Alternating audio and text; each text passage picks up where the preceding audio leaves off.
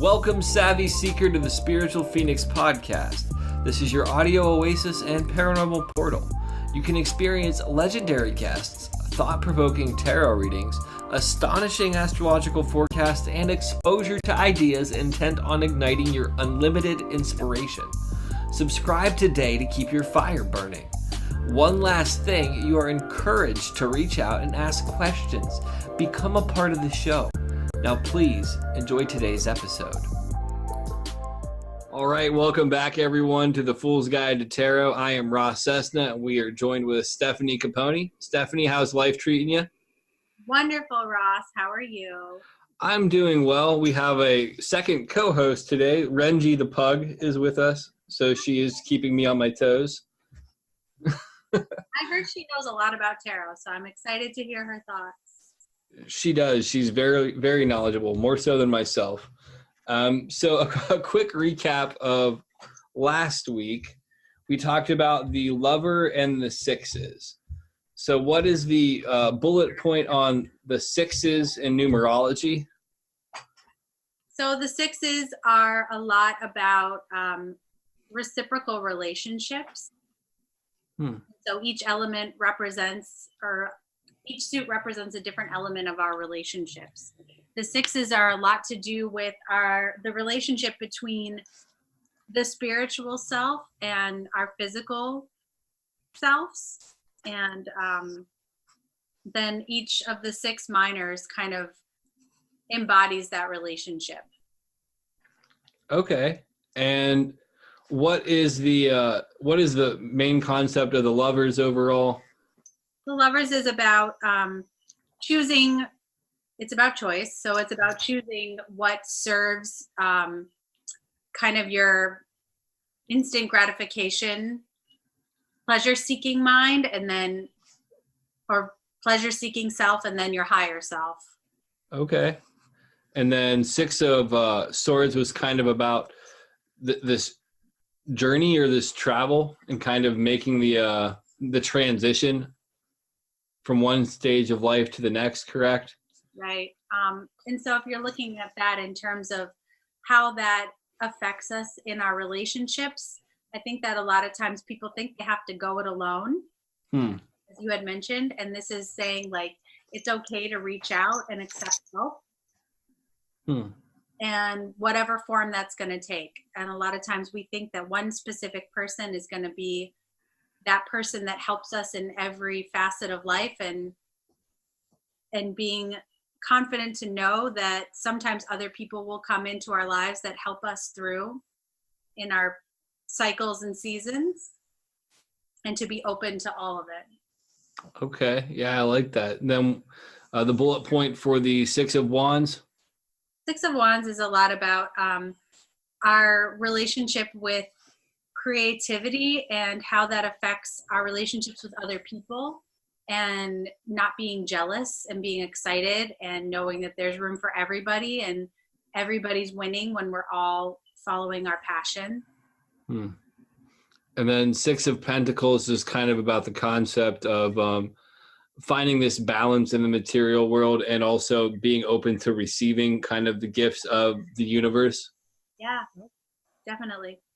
And Six of Cups, what does that one mean? That's finding those relationships that feel like home, making peace with your home and your family of origin, and finding and making your way and creating your own family, being around people that feel like home to you and are your soul family. Awesome. Yeah, very, very well done. And now we're going to be talking about the sevens and the Chariot. Before we dive into that on like a deep level, what is the numerology of the seven? Like, what does the seven mean? Sevens are always like a lot of change. Sevens are like lucky. Like, people think of it as like a lucky number. And if you see a lot of sevens, it's usually like the universe kind of like giving you claps, you know? Like saying, you're on the right path. You're doing really good. Like, even if you can't see necessarily, I feel like the seven is really about, there's like an element of magic to it. And I think it's really trusting the steps and kind of like, jump and the net appears kind of thing, like walk and like the path will be revealed, and trusting in that. Mm-hmm. I think that that's a really big thing in all of the sevens, is that how in the sixes, it's like the person versus other people. And I think that the sevens, it's really the person versus, or like ourselves versus the universe. So it's kind of like this faith card. It's their action. Because the Chariot is about the action you take to get out of where you currently are. Yeah, I really like that. That's one of the things that definitely has a lot of movement in the Chariot card, even though it's a stationary card, which is interesting. I always see it as a card of movement. So that's the thing. It's like, that's the beauty of it. You just said it. It's like there's so much movement in the sevens, but it's not necessarily in the way that you think. Yeah, absolutely. Let's start with the Moon Void Tarot on this one. I'm curious to see what your Chariot is. So my Chariot, it's a bunch of notebooks. It's like you can see the person's arm writing, and a stack of notebooks and paper flying everywhere, and they all have dates on them. So they're basically blank, and this story is being rewritten and created. So this is largely about your process of that, like, time you took off on sabbatical kind of in the cabin and did all the required footwork to create this deck then, correct? Right. And the interesting thing, and the thing of note, is that when I made this deck, I was not trying to make a tarot deck. The thought of making my own tarot deck had never crossed my mind. I was doing something else, that like life happens when you're making other plans, kind of cheesy saying. It's like I was trying to start my life over and make big changes, but I had no idea what the hell I was doing, what I wanted to do. I knew what I didn't want, but I didn't know what I wanted. And I just felt enormously creative, and I just followed that without any intended destination. I trusted that I was taking action and the universe was going to carry me the rest of the way. I think that's a very important concept. Sorry for cutting you off. What were you going to say? No, I was just saying that really feels like the Chariot to me. Yeah, I was going to say that's a really good explanation of it. I've never really viewed it that way, about just taking action and kind of leaving the results up to the universe. But given that understanding, I think that you really expressed that very well in your card, especially understanding the backstory to how you went about creating your deck. So I think that's very beautiful. Thank you. Yeah, you're welcome. Thank you for making it and having this conversation. It's awesome. So one of the things that comes up to me on the Rider-Smith-Waite Chariot is that yellow, and it goes back into the navel chakra of sense of self, really having the sense of self to step out. Then there's the light blue of that kind of universal tapestry, which would be, first off, communicating with the universe by taking action, then secondly, listening to the universe and kind of receiving some kind of external guidance. Then there's the aspect of the two sphinxes that have the alternating colors, which is really understanding that there's going to be both good and bad, but using both of those as vehicles for transformation, and realizing that the movement comes from the shifting between the two. If you always had all good, there'd be no kind of charge for movement. And if things were always bad, you'd always be fucking paralyzed where you wouldn't want to move. And one of the things in the card that really sticks out to me that I thought you did a really good job expressing in the Moon Void Tarot is how it's really stationary. And to me, that kind of talks about the introspection that's required for this movement, which you did, again, an exquisite job explaining in your interpretation of it. What do you have to say on that? What say you? Thank you so much. I feel like the six, if we say the 5 was the contraction, where we're like, okay, we know we got to make change because this is painful. And then the 6 is kind of opening up to reciprocal energy of the universe. The 7 is like, okay, I've got a little taste of what is possible with change. Now what? And I feel like with for me, it was just writing and drawing as much as I could, just because it felt right without knowing where it was going. And so I think that a lot of times when people get this card, they want to know that they're going to be safe and guided. And I feel like this is a card where you can really trust that the universe is going to help you just get everything that needs to come out of you to come out, so you can get moving on the path. You don't necessarily have to go anywhere to do that.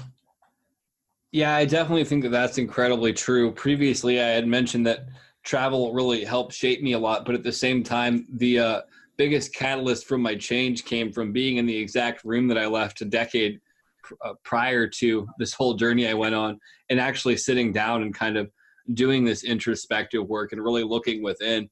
And then it created a lot of movement, not in the external world, but in regards to where I was aligning my soul, and where I was kind of getting the most out of my experience in life. So then maybe I could later on move. I definitely think that oftentimes people look for environmental shifts or external sources of gratification, when the real thing that they have to do is get led to their own soul and kind of journey into the heart of themselves for clarity. I couldn't have said it any more beautiful. And I love that last line that you just said, that journey into the heart, because the Chariot in astrology represents Cancer. Okay. And Cancer is such a nurturing sign and such a heart-centered, emotional sign. The Cancer is ruled by the moon. So the tides, ebb and flow, and so do our emotions and our feelings. And so I think that the Chariot almost represents that protective shell that Cancer has.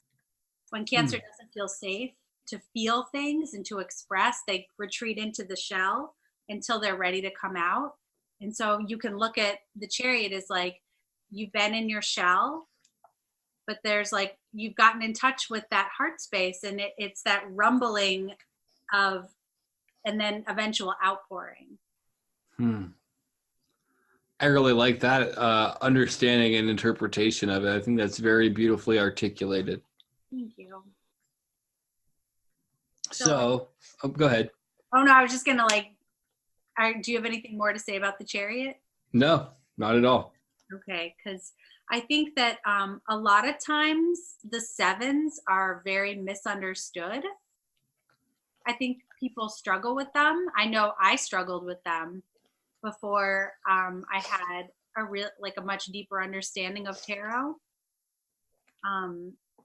especially the 7 of Swords. Okay, I'm curious to see what your understanding of it is, and to see if I kind of have been misguided. I don't know that anybody's misguided. I really think that life has evolved and meanings shift. Like I've said from the beginning, I think so many people have come out with tarot decks as of late because the traditional meanings have shifted. And our understanding and our capacity to self-reflect, and the emphasis on mental health as actually being valid has really shifted the meanings of a lot of the cards. Yeah, real quick on the mental health thing, this is just a quick side note. Like, using tarot as a way to kind of get in a good place with mental health has been a huge part of my journey, and it's not something a lot of people will understand, but I would say that this helped me as much, if not more, than traditional therapy, because it's a lot more accessible and relatable, and it causes me to look within and not need an external source of validation. Exactly. If you think about it, your therapist is there to help you with probing questions. The tarot is there almost as art therapy and symbolism to help you ask yourself the probing questions. And a lot of times it's almost like a safe space to really like bring up things that seem complicated, and through symbolism working through it in a way that feels, it kind of marries talking with your vision, so you're working with multiple senses. So I think that you can embody the messages a lot better and get in touch with yourself on a deeper level. I think that's a really good perspective, and I would also add that I've heard it said that symbolism is the language of the subconscious mind. So even before you begin to process it on an external level, you begin to break it down subconsciously. And then there's also the aspect of, if you're not being asked questions, if it's more of the subconscious level and kind of breaking through your own levels of awareness, you can't really reveal anything that you're not ready to bring up. So it really has this I can't think of the word, time release of your healing in like a very helpful way. Definitely. And I think it's interesting too, not to run back to it, but speaking of healing, the canopy on the Chariot looks like the back of the star card. I never noticed that before, but that's a very, very good thing to point out. You know, and it's like, it's above him, but it's kind of wrapping him up. Here, because it goes behind him and above him and all around him. So it looks like the healing is all happening here. So that would be your throat chakra, your crown, and your third eye chakra. Something else that I noticed on that, now that you brought that up, and then I'll shut up. I recognize that there's like the sun on his heart too. The sun or the moon, I guess it would be if it's nighttime. So it's kind of this illuminating the darkness within the heart so they can move forward. So it really is kind of showing that, shining the light on your internal landscape. Right. And, you know, Cancer kind of rules the part of the body. It rules the chest and like the upper stomach area. So it's like you're kind of protecting your heart, and you're protecting like near your solar plexus. And so I guess it's like feeling safe to lead with your emotions. Wow, that's definitely something we're not taught to do. We're taught to kind of suppress our emotions and not lead by that, but to lead by reason, which I think has its place, but I think also relying too much on reason can really dampen the life experience overall. Absolutely. That's a whole nother conversation. So anyway, let's talk about the Seven of Swords. All right. Do you want to start with the Moon Void Tarot and then work our way into the Rider Smith Waite? I want to actually hold them up together next to one another for you. Okay. How different they are. Oh yeah, vastly different. What is yours? The swords on yours are in what, like a butterfly cocoon or something, or what? So it's the side of a building. Okay. And it's like a big bag of swords. All right. So if you lived up north or you had a summer house, like you go around the back of the house in the summertime and there's a hook there and you throw your towels or you throw whatever. And it's kind of like to be dealt with later. Oh, okay. Understanding your story and looking at that card, I have a sneaking suspicion of what it represents in your own life. You know what? The Seven of Swords always was, you know, they're like deception and like hiding and like getting one over on somebody, like being sneaky. And I think about the ways that that our mind overthinks when somebody's trying to screw us over, or when it's time to leave a situation. But a lot of times it's like you've got all of these swords and they're in the bag, and it's like, how are you deceiving yourself? You're hiding that shit from yourself and you don't want to see it. Yeah, self-deception is one of the hardest things to break out of. Because if you're lying to yourself, how can you get out of that? Like, it's like trying to bite your own teeth, I think Alan Watts was quoted as saying at one point. Exactly. And a lot of times too, if this is in regards to other people, this is like you have thoughts about a situation that you're not sharing. You You're not letting your true thoughts be heard. So whether that's to yourself or if that's to other people, it's like you're not letting it all be known. You're not allowing yourself to process your thoughts. I think that's one of the open because it's outside. Like you're not really hiding anything from anybody. Like just let's talk about it. Yeah, I really think that one of the greatest disservices we do to ourselves, and it's something that we start to project into other relationships, or at least I have personally, is not honoring my own thoughts and then suppressing them, and then starting to see other people doing that when they're really not, because I've created this disharmony within myself. Exactly. So if you think about, that's like you said it perfectly. If you think about the Seven of Swords in relationship to the Chariot, it's like you can't take any action until you've really looked at your own baggage and gotten really clear and honest with where you need, what needs to change. Where do you need to take some action in your mind and in your words? Sometimes that's leaving a situation. Yeah, that's a really good way to phrase it. Yeah, if you're going to be going on this kind of journey, you need to make sure that you take what's important, but don't carry all this extra burden with you. You really have to do an inventory. I think that's a good card for an inventory, really. And if you relate it to the more traditional meaning of somebody trying to get one over on you or kind of hijacking your stuff, you would need to do an inventory to make sure of what they stole. So it kind of, there's like that correlation or that bridge between the two there as well of doing an inventory. Yeah. I've heard a lot of people say that like when this card comes up, to keep your thoughts to yourself.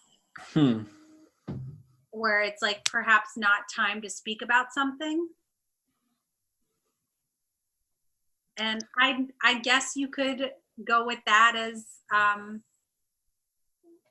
an interpretation based on maybe what's around. Like, let's say if it were next to like the Ace of Cups or the Two of Cups, it would be like maybe it's not time to go public with your relationship because it's not fully formed. Like the card, there's so many like different ways to interpret things, but just if you pulled a card of the day and it was the Seven of Swords, I would say like do that mental inventory of what needs to be unpacked. And maybe then pull another card and say, okay, I understand that I need to do some mental processing work where what area of my life or what action can I take on my behalf to do that? That's a really good way to look at it, kind of add a little bit more to it so you get a clearer picture of what the footwork is to make progress on it. One of the things that sticks out to me on the Rider-Smith-Waite interpretation of the card is this person has five swords. So it's kind of like they have these 5 ideas or these 5 thoughts, but they're focused on 2 of them. So it's almost, it goes into this level of denial again, I guess I would say, or like self-deception in the sense of focusing on these 2 things and not looking at the totality of what's really going on, kind of having that tunnel vision and not looking at the full scope of things. Definitely. And it just made me think too, a lot of times, especially in this card, a lot of times we have a ton of our own shit going on, but we're looking at other people's stuff. So this is almost like stay in your lane. Oh yeah, that's super important. And when we're focusing on other people and what they're not doing this, that, or the other, we're actually not focusing on ourselves and not really developing the only thing that we have control over, which is our own lives, attitudes, actions, and reactions. Exactly. Yeah, very well said. What card do you want to move on to next? Which you said that you feel like a lot of these are misunderstood. I would say that 7 of Cups might be the next misunderstood. Where do you feel intuitively drawn to? 7 of Cups is one of my favorite cards.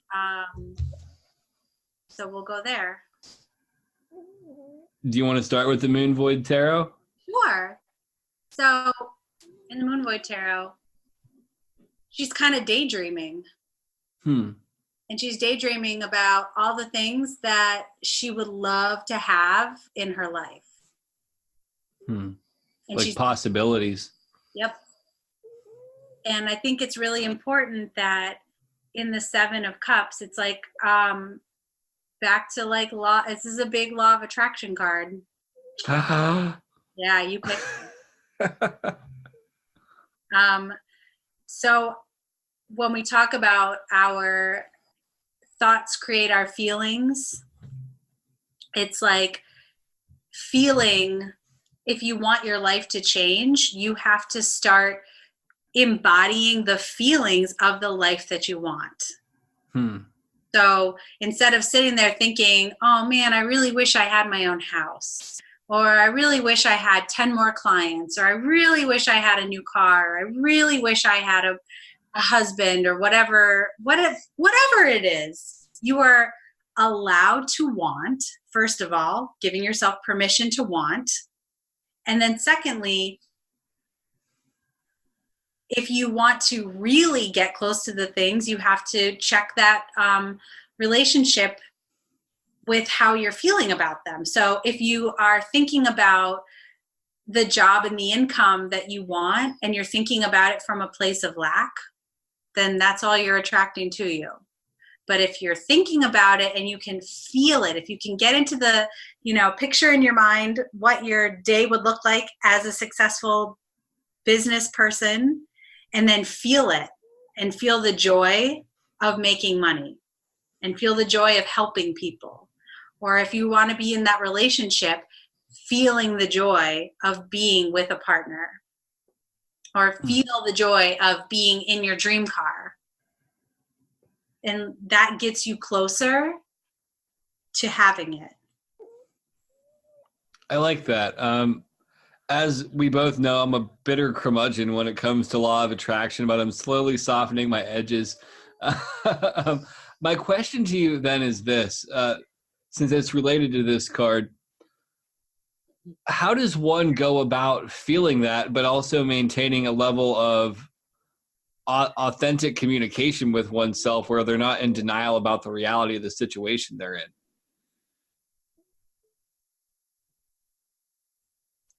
Well, reality is just perception. I think we talked about this before. What you can see in your bank account and what you can see in front of you and what you can tangibly touch is the physical manifestation of what you created in the past. So if you stopped today and started to say different things and change the story that you tell yourself and change your feelings about things while making space and allowing and saying, hey, I know that this is what I can see right now, but I know that I can feel something before I can see it. That's literally what manifestation is. It's being able to feel it before you can see it. So then my next question would be, like, this will be my last question, then we can move on. What actionable step can myself or people listening take to really help anchor these thoughts into reality, or these feelings? That's a great question, Ross. Thank you. Whenever this card comes up, when I'm working with a client, I always ask them, I'm like, what do you really wish to have in your life? What do you want? And I always say, I want you to go home and write a list without anything in your mind other than your desires. So if you're writing your list of what the perfect person is, you can't think about somebody from your past. Oh man, No, seriously, you have to create it. Like, this is a creation card. You are coming up with the ideas of what that would feel like for you, essentially. So I did this when I was manifesting my partner, and I made a list, and I was like, I want to be with somebody And I listed all the characteristics, and it's not just physical things. Like, I think the only thing physical I put on the list was that I found them physically attractive. Mm-hmm. That could mean a million different things. It's not specific to eye color, hair color, height, weight, style. It was more the characteristics of somebody that would feel good to me. Somebody, so I would say I want somebody who's mentally stable, somebody who is financially stable, somebody who is a great communicator, somebody who enjoys this, that, and the other thing. Like, put those, what are the real qualities, emotional qualities in a person? And that is the same across the board. If it's a job you're trying to manifest, like, you want to say something, I'm looking for a job that I feel competent in, or that I have room to grow, or that excites me, like the feelings that you get. That's really, it's not like just saying I'm trying to manifest a phone, or I'm trying to manifest a car, which is great, but it's like, what are the feelings? Like, I'm trying to manifest a new iPhone because I'm going to be using it to do all my businesses and interface all of my accounts and la la la la. Like, that's really what this card is about in a modern way. Okay, so it's kind of like infinite potentiality and tapping into it and choosing the adventure that you want, but then like tuning yourself into that. Exactly. All right. I like it. I like it a lot. Moving on then, because I feel that we nailed that one. Good job at explaining it and giving people actionable steps. What card do you want to move to next? Well, before we move on, do you want to talk about traditional meanings of the card, or are we just skipping? No, we definitely can. I'm fine with that. I just felt like in the traditional card, it was a card about illusions and delusional thinking. And I feel like that doesn't feel helpful. And it doesn't give, it also makes it seem like it's demonizing getting good things in life and not giving yourself permission to want.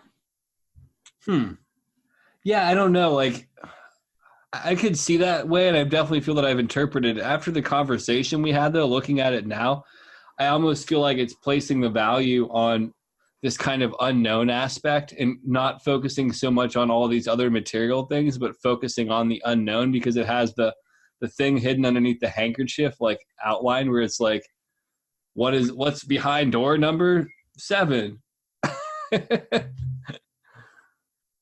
But yeah, I definitely can agree with the illusion thing, and I think that is the traditional understanding of it. But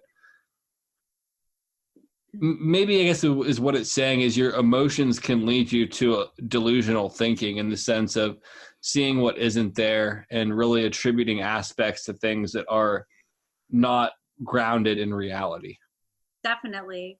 And I think that that's important that you bring that up, because sometimes people get discouraged when they're trying to take their ideas and bring them into reality, because if something doesn't manifest for them, they think, oh, law of attraction doesn't work for me, and this is all bullshit. And it's like, that's when you have to realize that, like, the universe has a better option for you. So get back to the drawing board, because just because maybe that door didn't open, it wasn't supposed to be your door, because there's a much better door for you.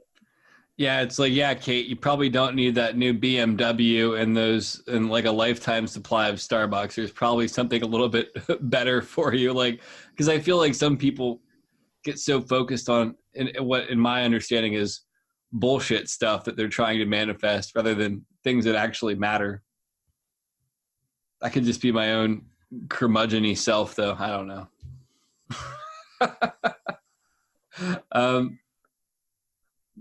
Do you feel comfortable moving on now? Is there anything else that you want to add to that card? Nope, I think we're good. You want to talk about 7 of Wands? Yeah, absolutely. So I guess I'll go with what I see first, and then we'll kind of transition to the Moon Void Tarot and your understanding. Sound good? Absolutely. Okay, so for this one, I am using the Rider-Smith weight, and you have this person who's confronting all of these other little wands, and he's sitting there holding his ground. So the blue in the background to me is light blue. So again, it's kind of about communicating creation, and he's trying to defend his creation from all of these other creations that are coming up from it. And to me, it's this defensiveness of what we're trying to create and not letting other ideas permeate what we're doing. So there's no real expansion or change or growth. And that's something that I've personally struggled with a large time, is not wanting to take constructive criticism and viewing it as attacks when it's more so trying to build a more stable structure.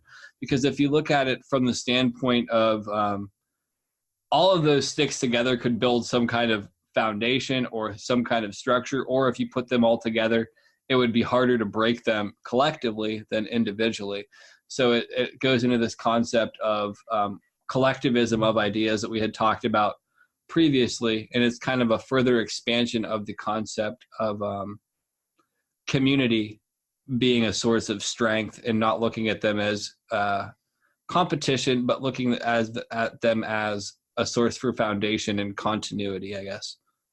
I like that a lot. Thank you. Yeah, you're welcome. So what do you want to say about this card before we look at the Moon Void Tarot? So mine is not far off. Okay. The Moon Void Tarot is very similar, because I feel like the defensiveness is a huge key word in this card, but I also feel like hypervigilance. And I feel like you can see, like, she's kind of standing there. She's not fighting it off so much as like she feels almost a little beat down. Because she's trying so hard to defend herself. But as you can see in both cards, you can't tell who's holding those wands. And I feel like a lot of times we are trying so hard to justify what it is that we're doing. And we feel like we have something to prove. But to who? 9 times out of 10, we're just trying to prove it to ourselves. So I feel like this is a card that is all about being able to move forward be in the chariot of that motion when you stop trying to prove your worth and prove your ideas and prove your validity. Because when you accept yourself, when you go ahead. Yourself, then you don't see your haters, if you want to call it that. You don't see that anymore because they were never there to begin with. I like that. Yeah, anybody that's kind of talking shit about what you're doing, it's more a reflection of them and where they're at, and the need to feed off of insulting you because they can't create the feelings that you're creating independently of, like, internally based upon your actions. They don't know how to do that, so they're just going to talk shit. Right, exactly. And a lot of times, like, she's not in a fighter stance because she's wasted all of her energy trying to prove herself, and that takes away from her creative drive. That's one of the things that I noticed about it, is that there is this kind of more passive sense, and it's more that, like, the body language of it feels more closed down and shut off than it being the fighter stance, as you had mentioned. I think it's a very good expression of that card. And I guess maybe because that's from a female perspective, we're not always in that masculine energy. We're in receptive energy. So you're taking it and you're internalizing that energy. And it really zaps your whole drive and excitement.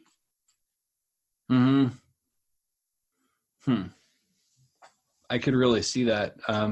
Yeah, I love that card. I think you did a good job expressing it. Thank you.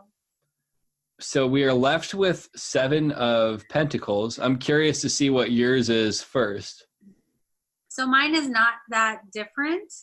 I took the person out and I left the garden. Life's a garden, dig it, in the words of Joe Dirt.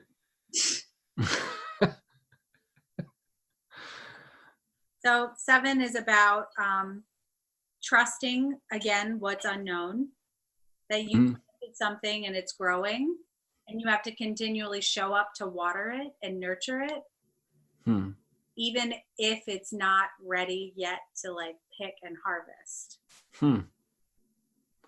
Yeah, I like that. I really get a strong sense of patience from it overall. If I had to sum up the card in one word, it would be patience. And in the Rider Smith weight, there's the green there, which I really feel the green again is associated with heart, like labor of love, and kind of being patient with your labor of love bearing fruits. And then the yellow of it isn't so much material. It's more of the sense of self that you cultivate from the patience of nurturing a project that you're passionate about and really letting it come to fruition or bearing fruit. And then really taking pride in that. And then also the element of orange in his tunic would be this sense of creating this harvest from everything. The blue would be really communicating what you want through your action. This non-verbal communication of showing up and doing the hard work, like reaping what you sow is really a big part of this too. Like, it's a really powerful card. It is a very powerful card. There's a thing that in business, but also life, it's called the compound effect. And the compound effect is stating that small actions over time create big results. And so when I get this card in readings, it's the compound effect. So a lot of times people are getting tarot readings because they want something and it hasn't come into material form quite yet, or it's in material form, but it's not ready to have. Like the most common example I can think of is relationships. And women, specifically, I work with a lot of women who want their relationships to take the next level. And they feel ready. And they want to see the tangible, whether that's like a marriage, engagement, moving in, putting a label on it, like whatever that is. So in relationships, it's saying, you know what, you show up to that relationship knowing, you have to just know that it's going to bear fruit, it's going to blossom at its perfect time, but you have to continue to nurture it. Looking at it from a worried perspective, or you're stressed, or you're trying to harvest it too soon, it's not gonna taste good. It's not gonna bloom. And the same thing, like when you're waiting for a job, or you're waiting for, and you've been on like a million interviews, and you're like, why aren't they offering me this job? It's like, hold on. You're showing up to it, or you've made a business, and you're like, okay, I show up every single day and I write my blog posts and I send out emails and I promote myself, and I just don't have the clients yet, or whatever it is, or I don't have the money coming in yet. It's like that effort compounds over time. I think that's a really good perspective. This is like the card that I'm at right now in life in so many ways. Like I feel like I pretty much at all of these cards in my life on any given day. This one really speaks to me a lot. Same. I mean, but it's like you just have to trust that everything that you put in, kind of like we spoke about in the 6 of Pentacles, what you put out comes back. Yeah, I like that. Talking about the compound effect, this is just a little quick side note.